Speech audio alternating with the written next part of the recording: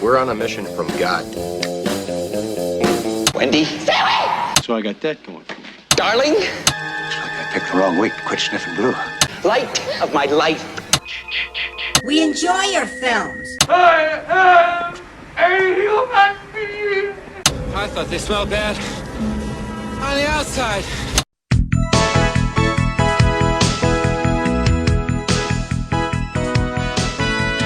Welcome to Vintage Video, where we're rewatching the 80s so you don't have to. We'll be reviewing every major film release of the 1980s in real time, overanalyzing what you've seen and spoiling what you haven't. I'm Patrick O'Reilly. I'm Jess Bayless. And I'm Richard Wells. And today marks the 40th anniversary of the release of Christmas Evil on November 7th, 1980. It was written and directed by Lewis Jackson and released by Pan American Pictures. In different markets, it's also called Terror in Toyland and You Better Watch Out. I was going to say, I thought it was just an interesting title card. I was like, oh, okay, I better watch out then. I wonder if they'll ever say the title of the movie in these opening credits. Director Lewis Jackson conceived the basic idea for the film while smoking marijuana and hallucinating Santa Claus holding a knife.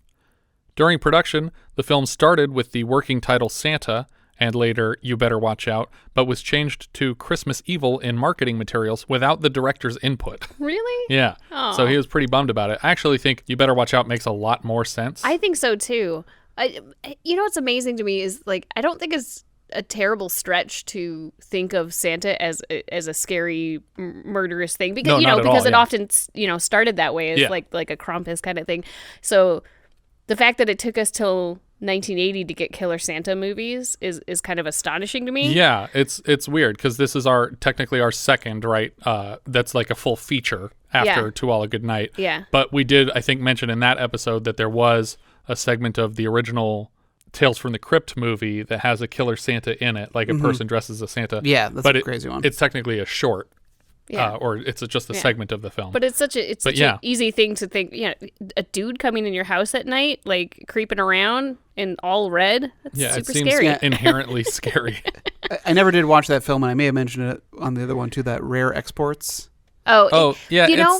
I had really high expectations for it because I loved the trailer was amazing. I loved the concept, and the trailer was great, and then I watched it, and it was not. It was not good. But that's not why you avoided it, I'm sure. No, I just never got around to it. Yeah. The toy factory used in the film was a real toy factory owned by Lynn Pressman, mother of executive producer Edward R. Pressman.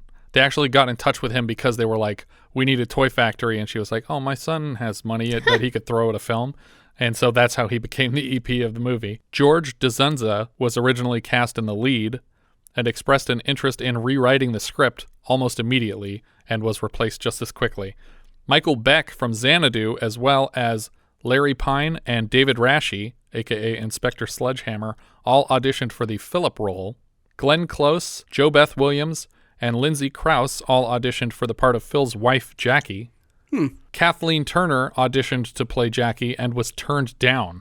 What? Which is crazy, because Jackie has 3 lines in this movie. It's such a non-role. I don't think she should be terribly upset about that. Yeah. This is the feature film debut of Patricia Richardson. John Waters is famously a huge fan of this film and regularly screens it at his annual Christmas parties.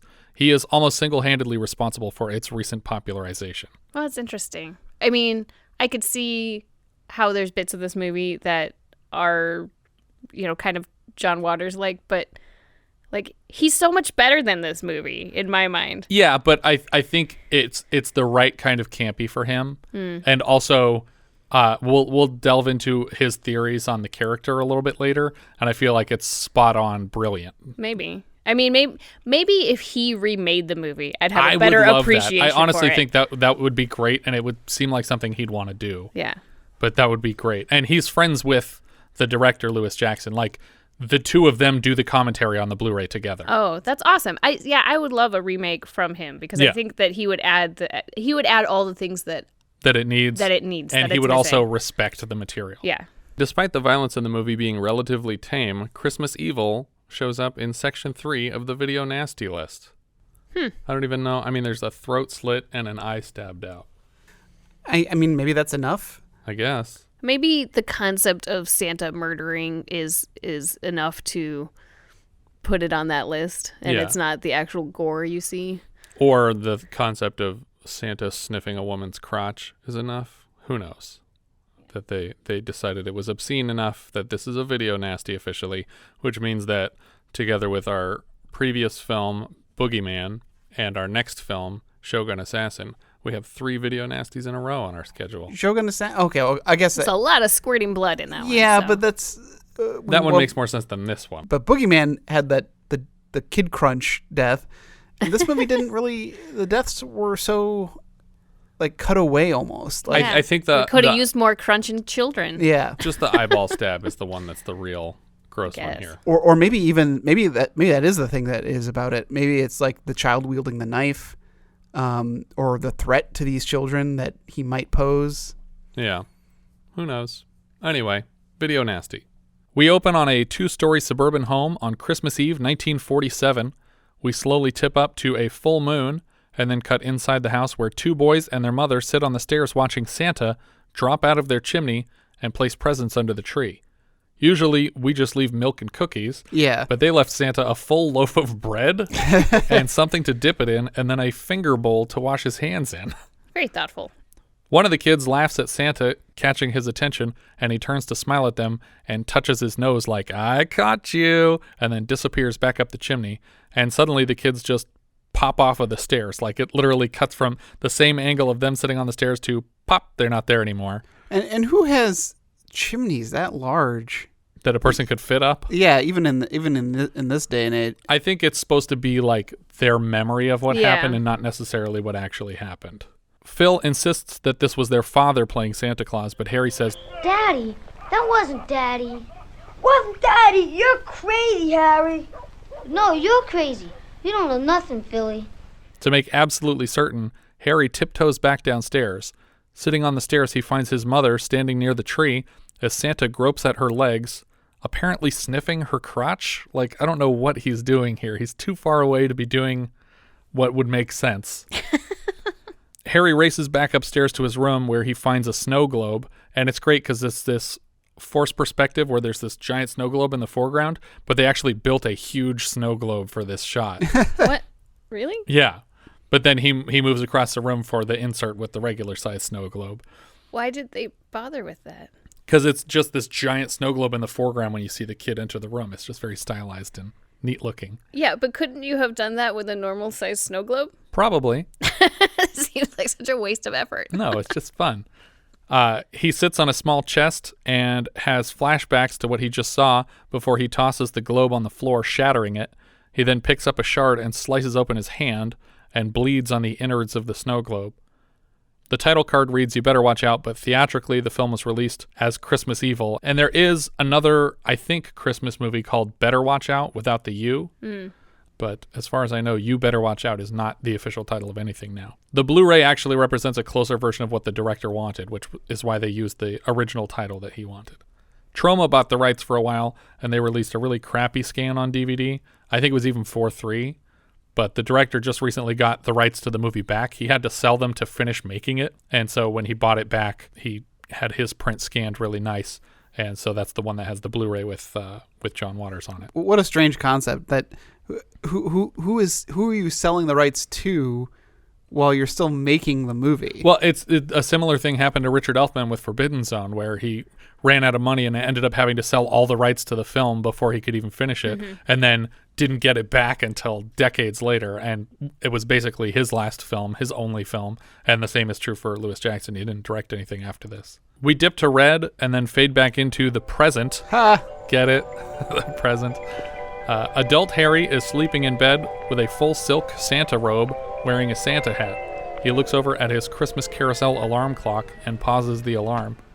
He walks through a house overflowing with Christmas decorations. Apparently, Lewis Jackson was collecting Christmas decorations for a decade to populate the house in this film. I was going to say that one of my favorite parts of this movie is all of the set decorations. It's really great. It's impressive to me that was just his efforts of over the decade. It reminds me of how I feel like Tarsum Singh was collecting locations for decades when he was working on movies, and then he finally shot one of my favorite films, The Fall, and he just used all of them. Yeah. It's like, these are all the best locations I've ever found. And they're all gorgeous. In the bathroom, he makes a Santa beard out of shaving cream on his face He pantomimes conducting an orchestra of Christmas music until he nicks his face with the razor, and when he sees the red blood from his face, he has flashbacks to his mother's red lipstick and then the traumatizing events of Christmas Eve 1947.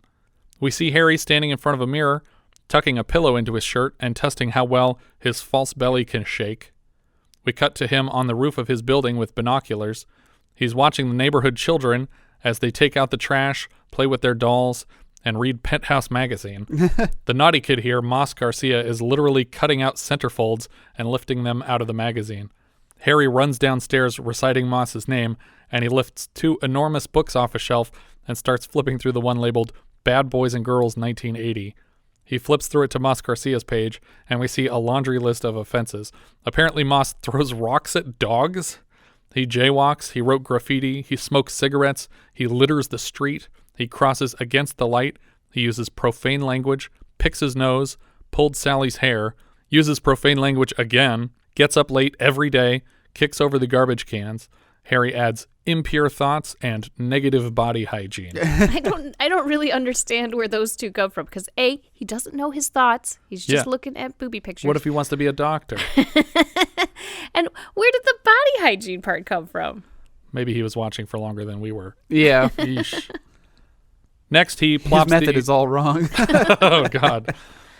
Next, he plops the Good Boys and Girls book on his desk. Apparently, he's awarding Susie Lovett good girl points for just being a general darling. Like, that's what he writes. She's just a darling. So, okay. These books are both for just the year 1980. Right. And there is a 79 on the shelf. He's been doing this for more than a year. Right.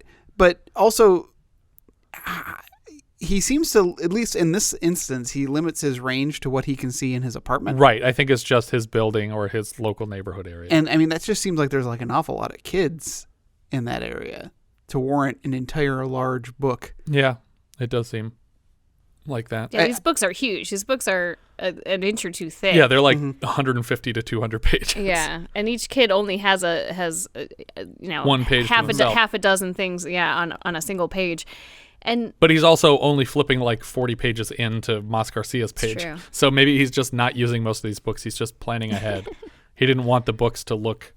He didn't want it to look like the Harry Potter series where they start out 10 pages thick and then they're 500 pages at the end. Or maybe he's just planning ahead for inserting names. It's like, if I put alphabetically, if I put this person here, then I'm going to have to so he spaces them out a lot? Yeah.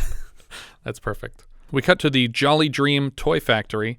A row of toy soldiers are moving down an assembly line, and in place of a rifle, each of them is being handed a small lightning bolt by a factory worker. In the background, toy dump trucks are being assembled on another line. On the lunch break, Harry reprimands his employees for making subpar toys, even though they don't have a pick what they make here. None of them really cares about the product the way Harry does. They're just concerned about being able to afford Christmas for their own families. Nobody here is interested in good toys. That includes me. Me too. I can understand that. You've never felt the thrill of making a good toy. Now, how could you in this place? He tries to sell them on the importance of durable toys compared to the plastic garbage that they're churning out here. Don't you understand how useful rigidly constructed toys are? How inspirational? Their value goes way beyond making money. The employees he's speaking with ask if he knows who's going to be laid off in January, and he seems blindsided by the possibility of layoffs. You're in a toy factory at Christmas time.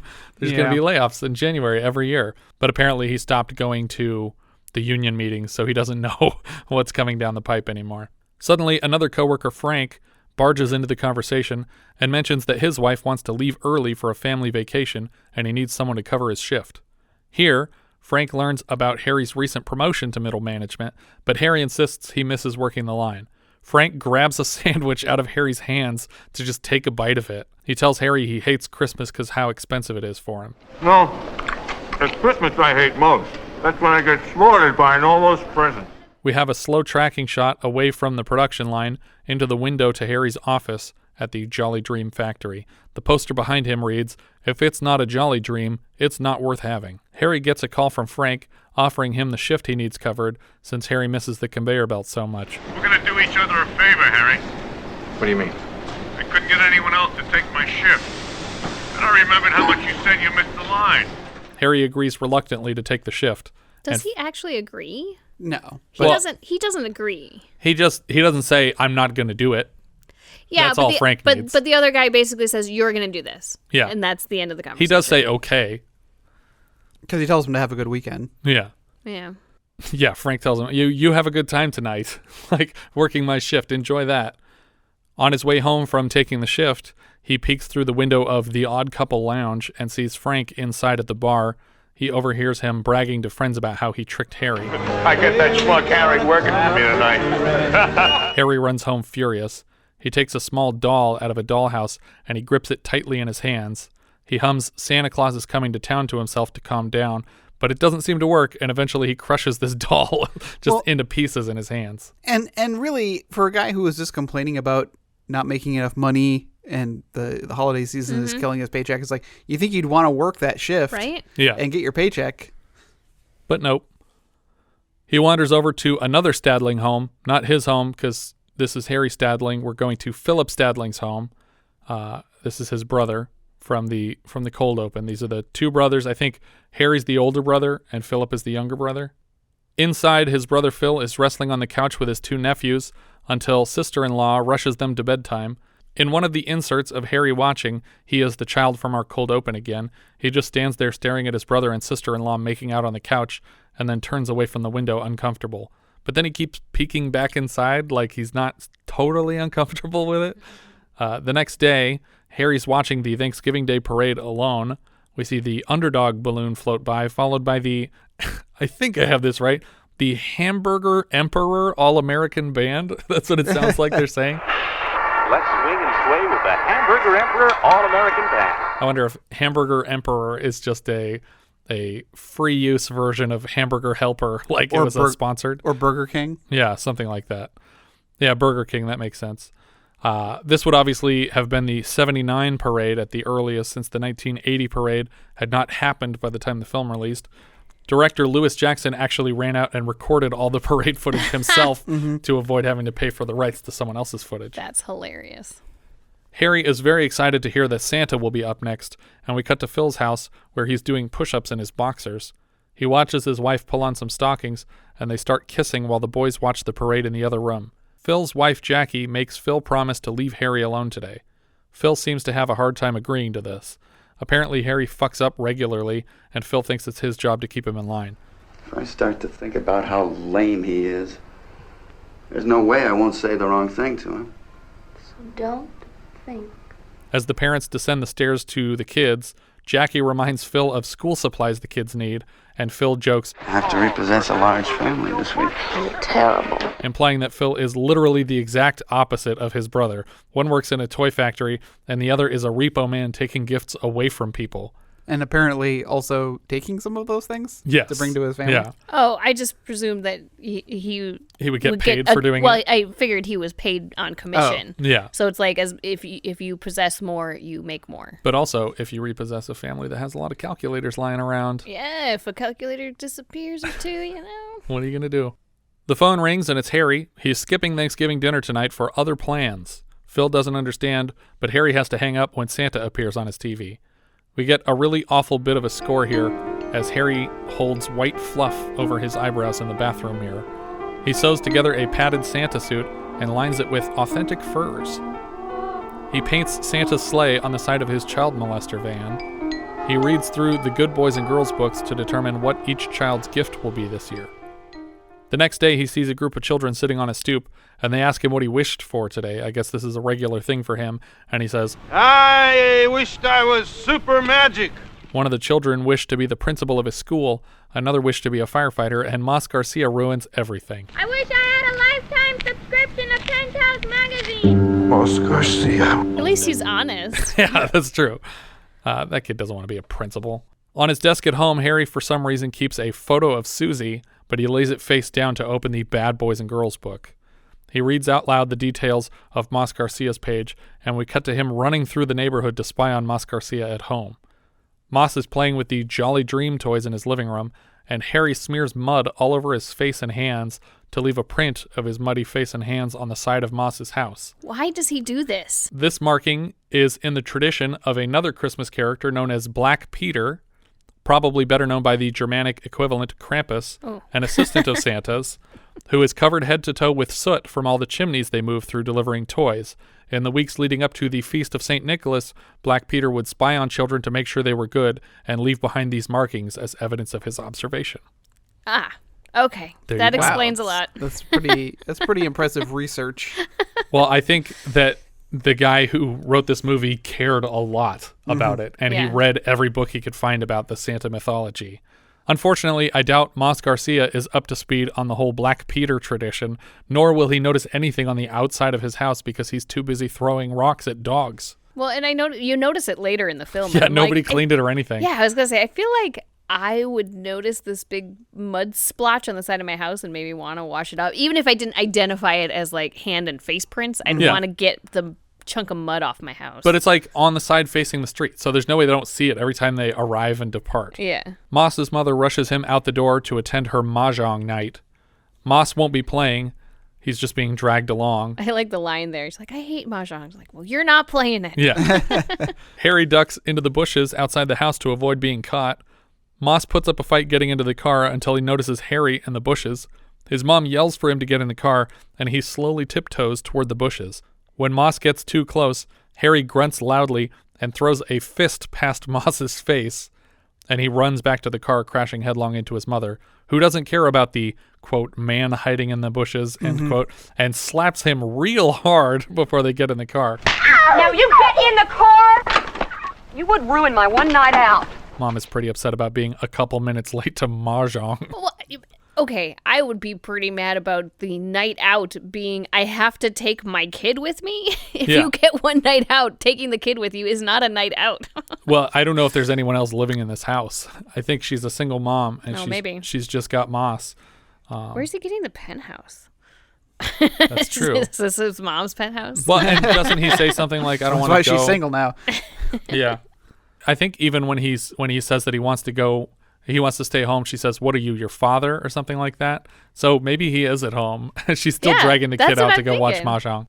The next day, Harry sets about creating acceptable toys for the good kids this year. He is melting pewter in molds and building sturdy soldiers. Employees pile into the Jolly Dream toy factory for the annual Christmas party.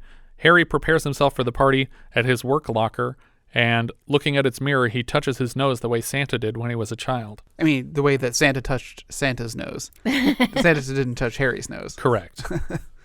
Maybe they're all one and the same. Harry walks into the party just as a message from their CEO begins playing on a small television in the corner. He announces a holiday initiative to donate toys to the Willowy Springs State Hospital. On screen, the boss reminds the employees, the more toys we make, the more we can give. So keep production up.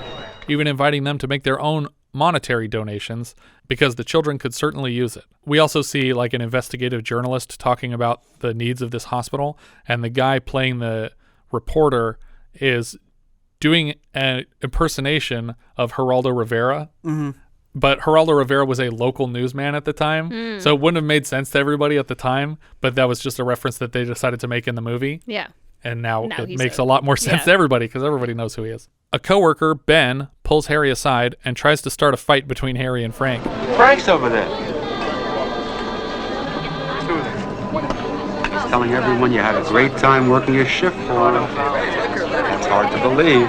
Harry starts speaking in a weird code to tell Ben that he's figured out what makes them all tick. What do you mean? The right tune. I've been trying to find the notes to it for as long as I can remember. Well, I found them. I can play the tune. I'll tell you, Harry, I don't know what the fuck you're talking about. I don't think we do either, though. No, I feel like this one line is something that I would change. Because it doesn't sound especially Santa-y. Well, yeah. I feel like there's something that you could replace it with that comes out of a holiday song. Sure. Or, like talk about being naughty and nice and stuff like that. Like it didn't seem in character. Yeah, the tune thing feels like a Pied Piper reference more than a Santa reference. Ben and Harry are suddenly introduced to George, a new employee in the executive training program who will be spending Christmas on their boss's island. The CEO, Wiseman, from the donation video, wants George to get a grand tour of the place. I think toys are lucrative enough that you get your own private island? If you make them shittily enough, Yeah. and everybody in town has them. Yeah, that's a word, right? As they continue to talk to Harry, he is distracted by the television, which is now showing this footage from the children being cared for at the Willowy Springs State Hospital for Retarded Children. Harry learns that the toy donation campaign was George's idea, and it's his first contribution to the Jolly Dream Toy Factory. Was that really the name? That they really put the word retarded Yes, children they did. in the name? Yeah, I missed that. That's how he refers to them. It's referred to in the video as a hospital for retarded children. Right, but that's not what the sign on this hospital says, right? No, I think it just says Willowy Springs. Which do not do justice to the suffering going on at the Willowy Springs State Hospital for Retarded Children. I'd like to hear some of your other ideas for Jolly Dream, Harry. Harry asks how many toys are being donated and if it's enough for all the kids, and George says, I have no idea. George admits that it's kind of irrelevant because the campaign won't even be funded unless enough employees participate in the donation program. Harry's not shy about telling these men that their way of doing business sickens him, but instead of saying that in basic English, he starts talking about tunes again, and who knows how to play them and why. It's very strange. I feel like he's not getting his point across. Harry heads down to the factory floor with large sacks from the office, and he bags up all the toys on the production line. Which he just complained were crap. Yeah, these are garbage toys. Harry pulls over to the side of the road and fills more of his sacks with dirt, a standard gift of Black Peters to the bad children each year. At home, we see Harry wearing the full Santa beard for the first time, and it looks great. Harry's having a very emotional moment seeing himself in the beard for the first time.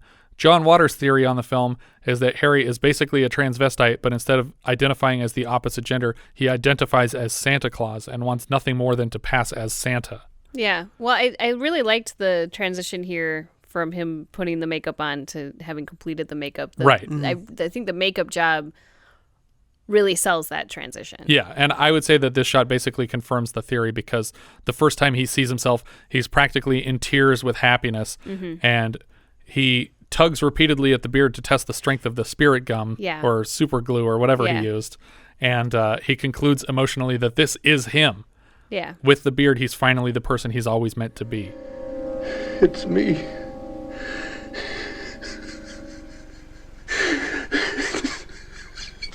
It's me. We flash forward to Christmas Eve.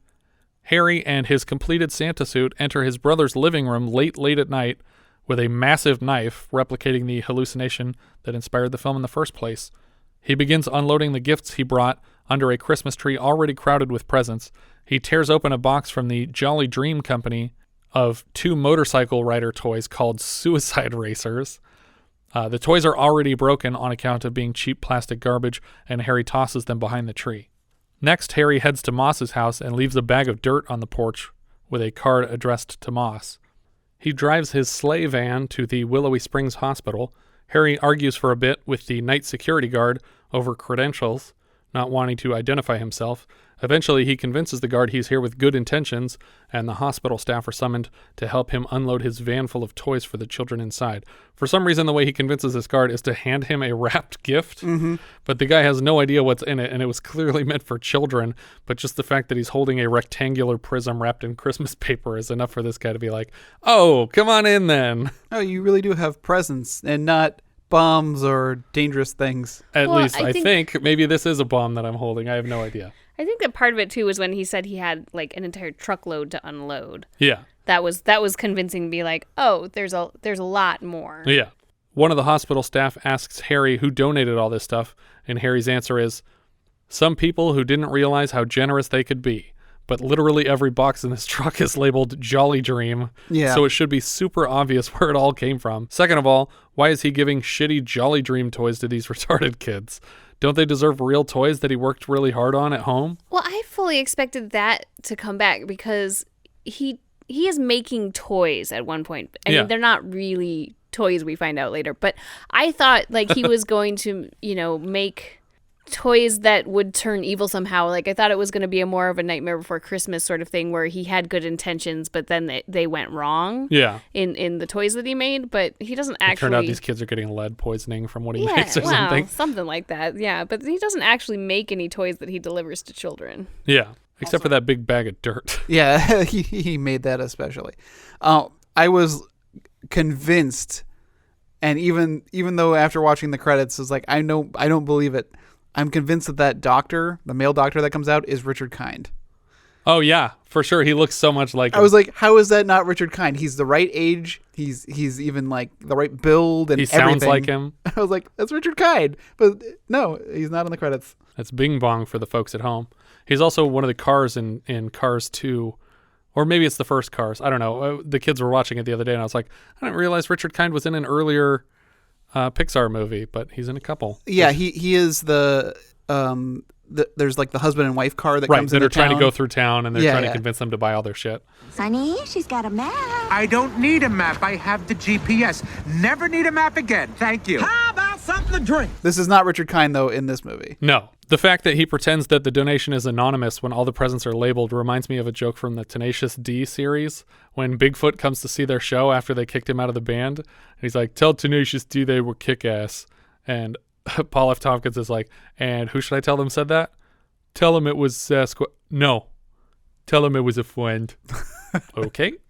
And then he leaves and he's like crying outside, and then he comes back. He's like, you know what? You better tell them it was Sasquatch. They won't know what friend you're talking about. The hospital is ecstatic, though, to see all these gifts, and they treat Harry as if he were the real Santa. A nurse even gives him a big kiss on the cheek.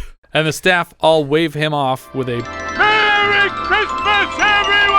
Merry Christmas, Santa! Harry hears the voice of the new executive, George, in his head, saying, I have no idea how many children are in that hospital, Harry. But what's weird here is that we hear the voice, and then like a couple seconds later, we see the clip play silently. The next time we hear a voice in his head, it's in sync with the picture, but for some reason they're off by like 5 seconds for this part. It's very weird. Didn't seem on purpose. He drives to the church where his boss said that they would be attending midnight mass together, and he waits at the bottom of the steps for church to let out. You can't go onto hallowed ground. No. No, Santa is not allowed on hallowed ground. The first few men down the steps from the congregation immediately start hassling Harry. They're making fun of the van, the suit, the fact that he's dressed as Santa, none of which should be remotely strange on Christmas Eve. Why would you be so cruel to somebody dressed as Santa on Christmas? In fact, I would have thought it was someone. I would have been extra kind because I would have thought it was someone that the company paid for. Who would have been Richard Kind? Oh. And not to mention that they're coming out of church with like their fellow churchgoers. Like, you want to at least pretend to be nice until you're in your car. Yeah, for sure. Do we know these guys? These aren't our executives from the company. They aren't coworkers. No, the executives don't even get down the steps. The executives are in there. Yeah, though. George is there, and the higher up boss is there. Not the CEO, but the two guys that were at the party that were talking to him. So these guys that are hassling him have not appeared in the movie thus far. And his whole reason for going to the church doesn't pay off because he never gets to talk to the people he's there to see. Or kill. Yeah, who knows?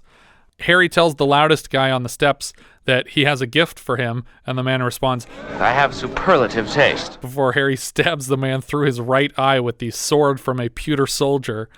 Harry lifts an axe in the air and bashes several people over the head with it, just slicing open their skulls. The bodies are all stacked at the base of the stairs, and he never gets a chance to attack his coworkers because of this interruption. Now there's such a frenzy going on that he has to just jump back in the car and leave. But only the people who are giving him shit die in this scene. Nobody else. It's just the 3 people that were ripping on him for dressing as Santa. Yeah, it just seemed a little strange. I was like, I thought this was your chance to kill George, the guy that screwed over the hospital. The guys that you were upset about. Harry drives away and parks his supremely recognizable sleigh van on the street and gets out to walk past a Families and Friends Association party. As he peeks through the window at the festivities, he is noticed and dragged inside by some partygoers. Well, as he's walking up, though, he parks his van and walks up to this place.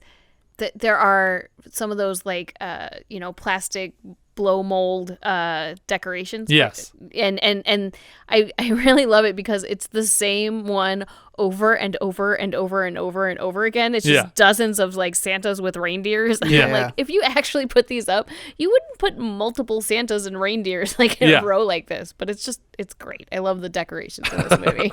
It almost seems like a neighborhood decision. Yeah. Like a block decision. Yeah. They span more than one house. Yeah, they're everywhere. The music sting as the 2 men grab him outside to drag him into this party makes it seem like the scene is going to go very poorly. Hey, everybody! Hey, look who's here! it seems to go rather well. He reaches over his shoulder as if to grab the axe again, but quickly realizes they're treating him like real Santa and not like a weirdo who dressed up as Santa for Christmas Eve. A group of kids race up to him, and he hands them all gifts from his big sack. We cut for a moment back to the scene outside the church as police are arriving, and one of the witnesses, as the detective passes, shouts, "They did deserve it!" which I think is taking it a bit far. Well, and one of them says, like, what'd you think of your first real religious experience? It was like, what? 4 people are dead. Yeah. And I think they describe the van here? Because nobody says anything about the van. They just say, oh, it's a guy dressed as Santa. How are we supposed to find him? Well, at one point somebody does describe the van, and I misheard them, and they were like, it's got big red flames on it. And then I realized later, like, oh, he said sleighs, didn't he? It's got big red sleighs on it, not flames on it. It makes slightly more sense. There's only one sleigh on the thing. Santa takes turns dancing with everybody at the family and friends party. Before he leaves, Harry gives a speech as Santa to the boys and girls. I want you to remember to stay good boys and girls. Respect your mothers and fathers and do what they tell you. Obey your teachers and learn a whole lot. Now, if you do this, I'll make sure you get good presents from me every year. But if you're bad boys and girls, your name goes in the bad boys and girls book. And I'll bring you something horrible. The kids sit there creeped out by this, and then Santa busts up laughing so loud it spooks one of the kids even further.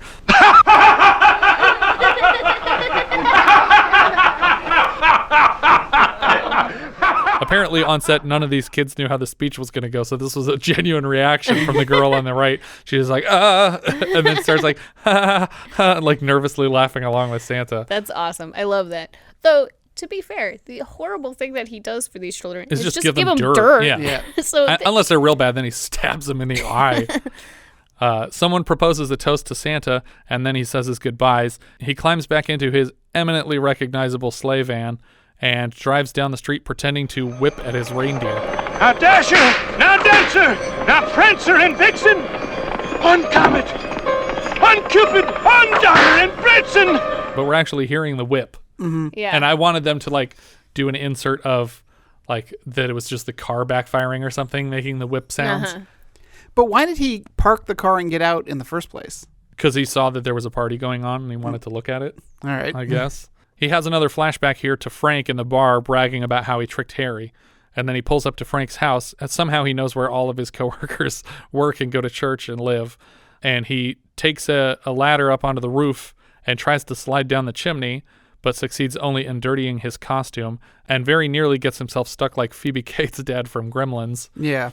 He manages to extricate himself from the chimney and instead climbs through an open basement window. Harry sneaks through the house into Frank's living room, and Frank's kids catch him putting presents under the tree, but run when he sees them. Harry moves into Frank's bedroom and stands over him while he sleeps. Frank recognizes Harry for a split second before Harry is able to suffocate Frank with a sack of gifts. Somehow Frank's wife sleeps through all of this. I guess she's medicated or something. Frank survives the suffocation, so Harry slices open his neck with an ornament from a nearby Christmas tree. His body lands across his sleeping wife, and when she wakes up, she's trapped in an inaudible nightmare scream. It's very disturbing, but it feels exactly like when you try to scream in a dream and just nothing comes out. The kids see him again as Harry races out of the house, and their mother is finally heard screaming audibly. We cut to Christmas morning at Phil's house. The presents are all unwrapped and the kids are watching a Santa special on television.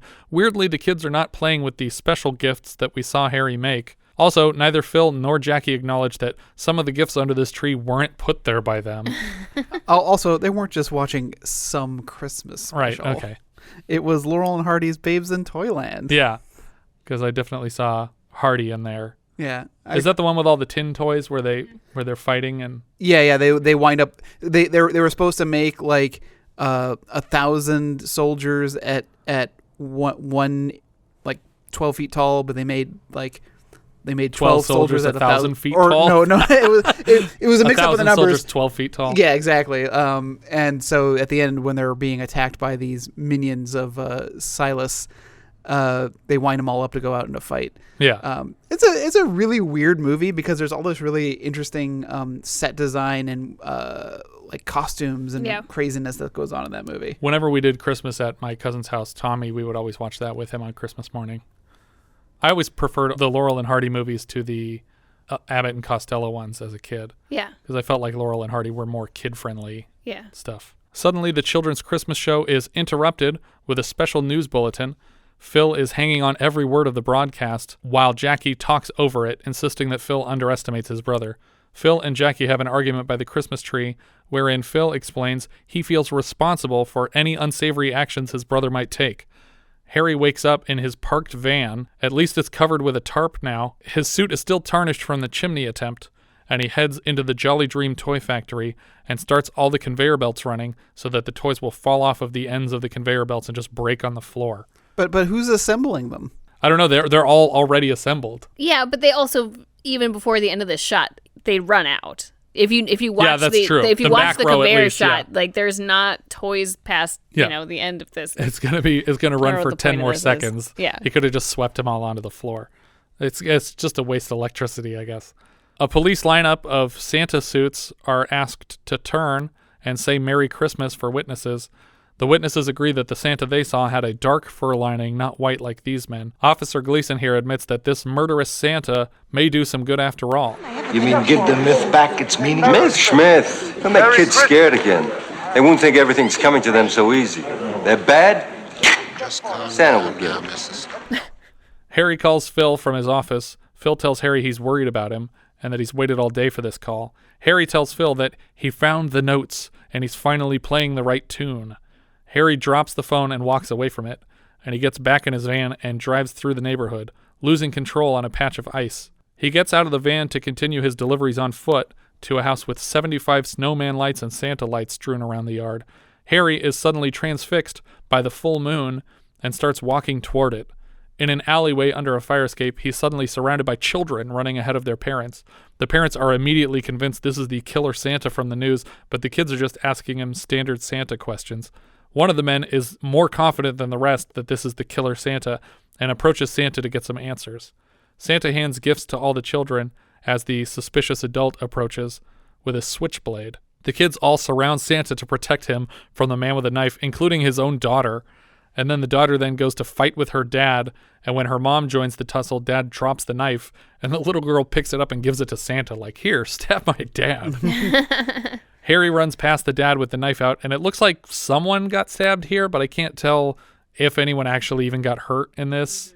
And but as he's leaving, one of the other parents like pulls out, I think that's a brooch or something, and pokes him in the face, and he gets this like little pinhole prick in his cheek. I thought for sure that this was going to come back to like identify him later. Oh yeah, like because he's like got this big old face scar now. Like okay, so now when they get in a lineup. Yeah. Or something like that. He won't be, if he takes off the suit, there'll still be something that marks him. Suddenly, the angry mob of adults is literally carrying torches through the street. Where did they get these? Like, instantly. I don't know. You take a roll of toilet paper and you soak it in kerosene. Where did they get them in Charlottesville? It was like, didn't they get them at like Pier 1 or something? Yeah. There aren't any mosquitoes anywhere around here. This is great. This is in the dead of winter. This mob has no mosquito bites. Harry ducks into an alleyway to lose the angry mob and then starts running the opposite direction. Very quickly, they're following him here, and as he races down the street, he slips once on another patch of ice as the people are catching up with him. Harry gets to his van and finally gets it moving, but the mob can't keep up as he goes flying down the street. Harry parks the van outside Phil's home and rings the doorbell late at night. The fact that Harry is in a Santa costume is all the confirmation Phil needs that his brother has been responsible for this killing spree, and he asks how many people his brother has killed. Harry says, "They all rejected my tune." Phil drags Harry into the house after he tells his wife to take the kids upstairs. Harry tries to pin his lifelong traumas on Phil for admitting Santa wasn't real when he was 6 years old. Phil, furious to be blamed for these murders indirectly, begins to strangle his brother Harry. Phil chokes him unconscious and seemingly dead. Jackie is understandably terrified to see this, and Phil immediately regrets what he's done. He drags Harry's body out the front door, and the children watch from an upstairs window as Daddy tucks Uncle Harry back into his windowless van. Phil stands beside the van with his hands over his face in shame for what he's done when Harry regains consciousness in the van and just punches Phil out the driver's side window. I don't know what Phil's plan was here. I don't either. It's so bizarre. I mean, I thought this guy's dead. This is a weird turn for this movie. Yeah. Maybe we're figuring out that Phil's the monster really and was all along. I don't know. But I don't really understand what his intent would be here. Yeah. Just be like, oh no, he died of strangulation on his own in his own van. I don't know what happened. It's a crazy coincidence. Harry drives the van down the street and Phil tries to chase him on foot. At the last second, Harry has to swerve around a torch-bearing mob in the street and drives through a chain-link fence off the side of a bridge. Phil dives out of the road and rolls down an embankment through a bunch of cardboard boxes and a fluffy white blanket meant to look like a snow layer that just bunches up under him. As he crashes to the bottom of the ravine, we hear what sounds like a van exploding in the distance.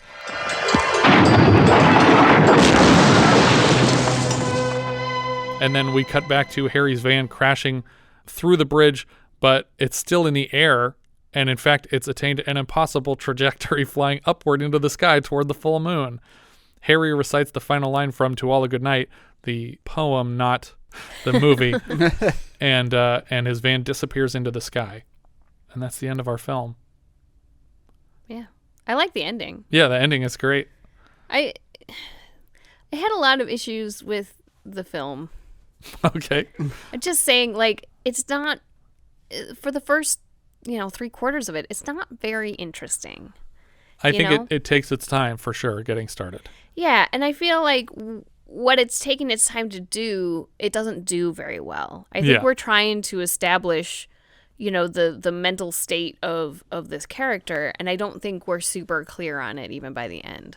I think that the story is more about, this is what a real-life Santa would be. How fucked up is this myth that we have? Yeah. That there's a guy keeping track of what everyone does, and if you're good, then you get presents, and he'll be super nice to you. He'll even steal the presents to give them to you. But if you're bad, he'll just straight up murder you. And it doesn't matter how bad you are. It's like Super, it's like you don't cut in line. Yeah. It's just he'll kill you if you do anything wrong. I think I would have wanted you to do that to the extreme, and this doesn't do that. That's true. The first kill is 40-some minutes into the movie. Yeah, it's most of the way into it, and you're like, we could have fast forwarded through this beginning bit a little bit sooner and gotten more kills out of it. And but I do like dwelling in his like psychosis a little bit in the first half. I agree it could have been tightened up a lot. Yeah, but also most of the kills were people that he never intended to kill. Yeah, that's true. And so I feel it's a little unsatisfying that he doesn't get his, at least personal point across, that he got to get his target. He only really kills the people outside the church, right? Well, and Frank in his bed. Oh, right, and he slashes his throat, and there's like a lot of weird little loose threads, like the police getting involved. I mean, I know you need to do that just for procedure's sake, I guess. I honestly don't know the real purpose of the Phil character. Exactly. I was just going to say, the brother character adds nothing to this. Well, and I don't really, we keep going back to him being really angry at Harry. Like, Phil has this pent-up aggression about always having to do something. I don't know. So I just wish that his perspective was just a little bit clearer on the situation. I mean, the closest I can guess is that Phil thinks his brother belongs over at Willowy Springs, if you know what I mean.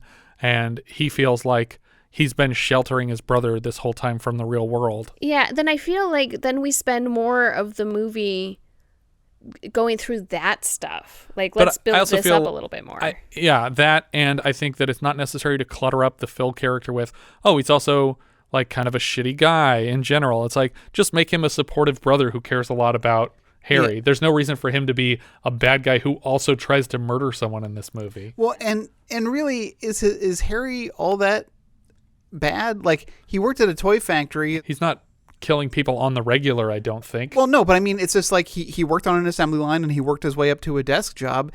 It doesn't seem like he's incapable of supporting himself. No, and as evidenced by the fact that he's living in an apartment that he pays for himself. He's not like living in their guest house or something. Mm-hmm.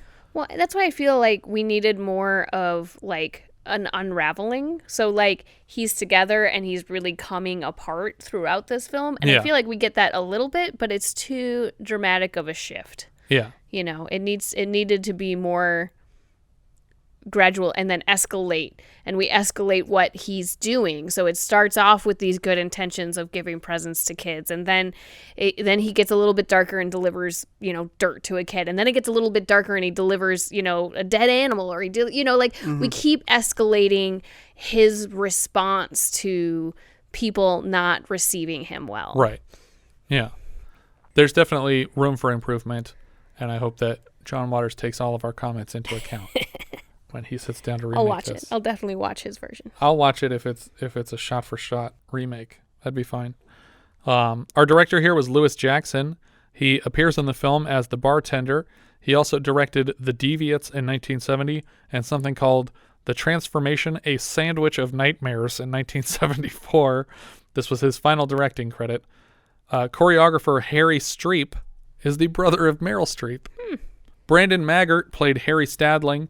We had him earlier this year as Cleveland Sam, the prostitute customer in Dress to Kill, when he's like, yeah, who are you? And she's like, I'm the lady you ordered. And he's like, oh, really? Oh, wow. Come on in. He was Lou Waters in 115 episodes of something called Brothers that I've never heard of. And he's also the father of Fiona Apple. Our killer Santa in this movie is Fiona Apple's dad. Okay, sure. Jeffrey DeMunn was Philip Stadling. He was Harry Terwilliger in The Green Mile. He's Captain Estridge in The Hitcher. We've had him earlier this year as Joe, the first husband in Resurrection, and Sergeant Corelli in The First Deadly Sin. He was also Dale on The Walking Dead, and he's currently Chuck Rhoades Sr. in Billions. Andy Fenwick was Dennis Stadling. That's one of the nephews. Earlier this year, he was Andy Hacklin, kidnapped son of James Caan's Burt Hacklin in Hide in Plain Sight, the one who wanted to go to the baseball game. Patricia Richardson was Moss's mother. She plays Connie Hope in Yuli's Gold. She's Sheila Brooks on The West Wing. And she's Jill the Tool Woman Taylor on Home Improvement. That's the woman who slaps her son real hard. Peter Friedman, Mr. Grosch. He does lots of voices on The Muppet Show. And he's currently Frank Vernon on HBO's Succession. He's great on that show. John Brockman was Dr. Probst. He plays Self the Face in Head and a lawyer in the 97 TV movie Hey Hey It's the Monkeys. Bert Kleiner was Sol Wiseman. He played Klen in Jodorowsky's Holy Mountain and a producer in Fake Out. William Robertson was the guard outside the hospital. He played a bum in Hero at Large. He played Mr. Henry in Those Lips, Those Eyes so far this year. James Desmond was Man Number 1. He was Smitty in 8 Men Out. And he's the guy sitting next to Jill Clayburgh in the stands of the Old Timers game in It's My Turn. Oh. And man number 2, these are the two men who drag Santa into their Christmas party, was Mark Margolis. Yeah. Who is Mr. Chickadance in Ace Ventura. He's his landlord. He's also Mr. Rabinowitz in Requiem for a Dream. He's Shadow in Scarface. He's Sol Robeson in Pi, but he's probably best known lately for his performances in Breaking Bad and Better Call Saul as Hector Salamanca, the guy who's in a wheelchair for all of Breaking Bad and not for Better Call Saul. Danny Federici played the accordion player at the Friends and Family party. He is a founding member of the Bruce Springsteen and the E Street Band. Okay. Raymond J. Barry was Detective Gleason. That's the guy who said, maybe it's a good thing Santa's murdering people. Mm-hmm. He played Captain Yardley in Falling Down and the Vice President of the United States in Sudden Death. Oh. He's also the dad from Dewey Cox with the movie's most memorable line in the film. Wrong kid died. That's right. I know him best as Arlo Givens from Justified. Oh, okay. Wrong kid died. Sam Gray was Inspector Grella. Sam will play the mayor in Wolfen next year. Robert Lesser was Detective Gottlieb. He's a businessman in Die Hard. He's Murray in the 98 Godzilla and Dr. Hirsch in 2010, The Year We Make Contact. He also appears as Marty in Ernest Saves Christmas, so he's got a couple Christmas movies under his belt.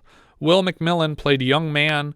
He's Lieutenant Dobbs in The Enforcer, Colonel Hyde in Salvador, and David in the original The Crazies.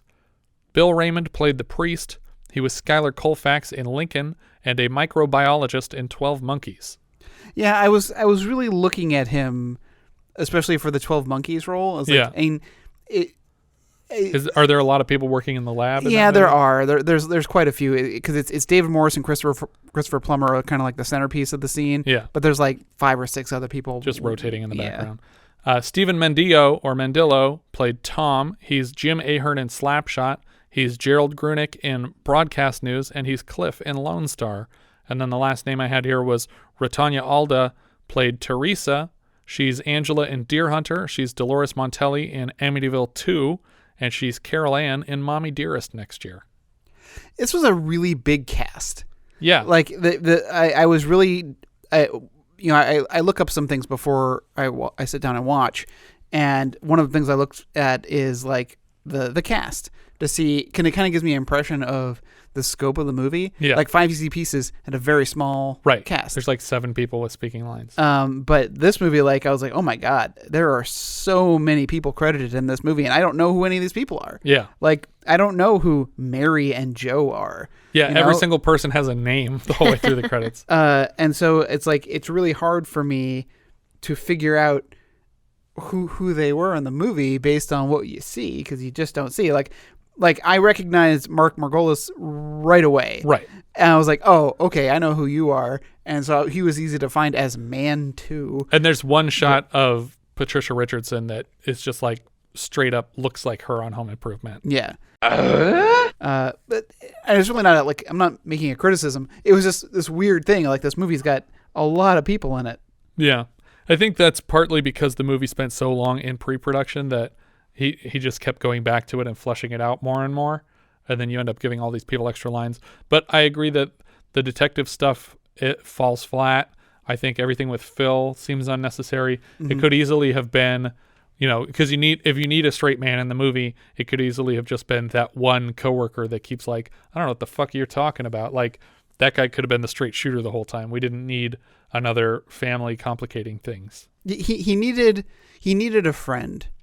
He needed, like, the character in Miracle on 34th Street that Kris Kringle befriends in the, like, not the woman he comes to live with and the lawyer, but the young boy who is like, who doesn't believe him but understands him. Right. He needs the guy from Don't Go in the House that's like, hey buddy, you're feeling better? I got a great double date for us to go on. Mm-hmm. And it's just like, I know you're a psychopath, but I'm bored and you don't hate me, so let's go do something together. Yeah. I'm happy to hang out. I think this is still a thumbs up from me because I think that it's a really interesting turn on the Santa Claus story. I also wonder if, because you can take the ending either way. You can say he flew off and that was literally just the sound of his brother hitting those boxes on the side of the road, or he died. But if you say he flew off... Yeah, I mean, you see him fly off. Well, right, but that could have been in his fantasy. That's how he's picturing what is happening. But right isn't now. the brother also looking up into the sky? Yeah, but he's also down an embankment off the side of the road. Right, but he would be looking down further where the van would land. Not necessarily. He could be down on the level where the van is going to land, and he's looking up at the van come off the bridge. Yeah, I took it to mean this guy was dying, but this was his fantasy of how it ended. Yeah. But the other thing that's weird is that you see in the opening their memory of the dad going up the chimney, and his legs actually pull up into the chimney. So I think there's 2 ways to read this story. Either that was them misremembering how things happened, and this is his fantasy as he's dying, or their dad was Santa Claus, and now he's Santa Claus. And he has to descend into madness to become Santa Claus. No, all you have to do is kill a few people. It's the same as in the movie Santa Claus with Fair the enough. other Tool Time character. Mm-hmm. There you go. I don't think it's a thumbs up for me. That's fine. It is for me because of it really hit me when he's watching the kids through the windows. And I'm like, oh, this guy's a fucking weirdo. And I was like, oh, that's just exactly what Santa does, though. Yeah. So Santa's a fucking weirdo. Except for having the picture of one of them. You don't think Santa has pictures of anybody? Maybe. I honestly don't think I bet you kids send him letters all the time with pictures of themselves. Yeah, and you think he throws them out? I don't think it was a sexual thing for him at all, watching these kids. Because we never even get a hint of him being pedophilic about it. Yeah. It's just, I care so much about children. It's a very, what we thought Michael Jackson was for a long time, where it's just like, oh, he just likes them. Mm. He just likes kids. He's a child at heart. But we're seeing him when he's by himself and he's not doing anything perverse. Yeah, I mean, I think that there is so much potential here, and it just doesn't really deliver what I was looking for in the film. And so it's not something I would recommend to people. Yeah. Richard? Down. All right, just me on the thumbs up on this one. Yeah. Letterboxd, what are we doing? It's actually pretty low for me. I've shared my grievances. It lands at 126. So Whoa. it is. Sorry. It is below The Fiendish Plot of Dr. Fu Manchu and above He Knows You're Alone. Okay. Richard? I will do you one better. I have it at 127. Okay. That's better. I have it right below Terror Train and right above Motel Hell. All right. I have it considerably higher, almost 100 places higher than you guys. I have it in 32. It's right below Blues Brothers and right above North Sea Hijack. So I think I enjoyed this more than you guys did. Yeah, a lot more. I mean, I think it's a very flawed movie. I'm surprised you have it so high. Like, conceptually, I agree. It's a nice idea, but it just... The only thing that bothers me about it is the tune thing. I think they could have dropped that, and the rest of it I could just excuse as that's what he decided to add to the story that seems superfluous to me to make it hit the hour 30 mark, because it's barely a 90-minute movie right now. But if you cut out a couple of the police scenes and a couple of the brother scenes, you would get an hour and 20-minute movie with just that one flaw of him talking about tunes all the time for some reason. I asked you guys to come up with, if you could, a Christmas lyric that makes for the title of a horror film from a known Christmas song. Yeah. And why don't we share those now? Well, I'm just going to take you through the journey I went through in my head in this one, because I was super busy. I didn't have a lot of time to dedicate to this. I feel like I could have done better. But the first thing that came to me was, "You better watch out." And then I Googled it and realized that was the alternative title to this movie. So that's taken. And then the other things that I came up with, again, were literally just the lyrics straight out of the song. No pun, no changing it at all, because it turns out Santa's already pretty damn creepy. Yeah. And I was like, do you hear what I hear? And here comes Santa Claus. Yeah. And it turns out like all of these are already movies. Well, they're at least shorts, if not feature films that I've never heard of until I looked them up. But the final one that I settled on, that I'm like, okay, this is the movie that I'd actually make, was called Feliz Navidad. Okay. And then I looked that one up, and it's a short that's coming out this year. Oh, perfect. That's your final answer, though. Feliz Navidad. Feliz Navidad is what I would have chosen for my. Is that like Christmas a zombie film. Santa movie? Well, with some Spanish flair? Yeah. Yes. Okay. Perfect. My less inspired one was just Grandma got run over, and not it's finishing. just a family drama. But I was trying to think of it. It's like it's too long to do like the whole thing, so I just did Little Town of Bethlehem. Okay. Yeah, so I was just like, I really tried to just think of things that seemed sinister, because like a Silent Night, Deadly Night, I guess actually, like it's kind of taken, and other songs that just don't make sense, like Silver Bells. Well, everything I came up with is taken. I was like, oh, it'd be great is one called Santa's Sleigh, but you spell Slay Slay, and I'm like, okay, that's a movie. Everything I looked up is a movie already. My two that I came up with, the one I liked the second most is just called He Sees You When You're Sleeping, which just feels like He Knows You're Alone type title. Yeah. And then the one that I liked the most was The Presents Underneath the Christmas Tree. Which is you spelled presents differently? Yeah. Yeah. But I think that's everything for this one. If you guys have any thoughts you'd like to share with us, we are Vintage Video Pod on Twitter, Facebook, Instagram, and Letterboxd, where, as I've said before, you can find each of our full movie rankings for the year. We can also be found at vintagevideopodcast.com. Please consider rating us on iTunes to help people find the show, and if you take the time to leave us a review, we will thank you personally in an upcoming episode. If you're feeling especially generous, you can also support the show through patreon.com/vintagevideopodcast. Thank you so much for listening, and I hope you'll join us next time when we'll be discussing Shogun Assassin, which IMDb describes like so. When the wife of the Shogun's decapitator is murdered and he is ordered to commit suicide by the paranoid Shogun, he and his 4-year-old son escape and become assassins for hire, embarking on a journey of blood and violent death.